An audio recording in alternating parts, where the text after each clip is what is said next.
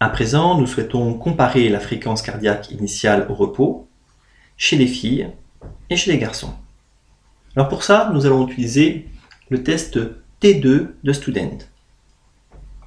Analyse, test d'hypothèse, moyenne, T2, donc Two Sample T-Test, donc le test T sur 2 échantillons indépendants.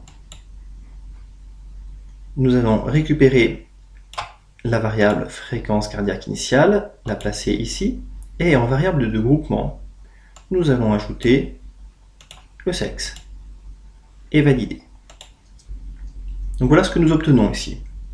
Nous avons en rouge à gauche les garçons et en bleu à droite les filles.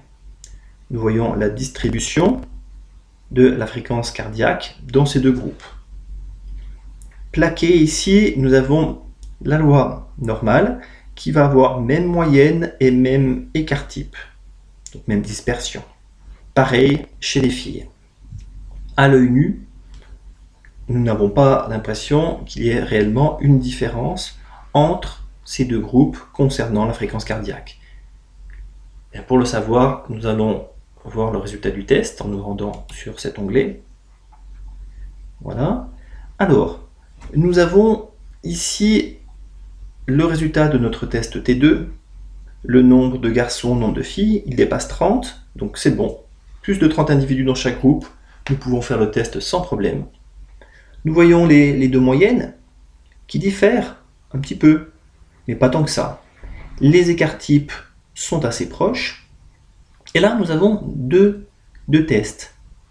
Alors en fait, le premier test, celui-ci, c'est celui que nous allons pouvoir utiliser. Il peut être utilisé dès lors que nous avons plus de 30 individus dans chaque groupe. Si nous avons moins de 30 individus, sous certaines conditions, nous utiliserons le second test. Alors voyons, qu'obtient-on? Nous avons ici un p-value qui vaut 0,65. 0,65 c'est beaucoup plus grand que 5%, donc nous n'avons pas de différence significative entre les deux moyennes. Nous pouvions nous y attendre à l'œil nu. Nous voyons que la différence elle est de 0,6. Nous avons ici l'intervalle de confiance de cette différence, donc négatif d'un côté et positif de l'autre. Bon.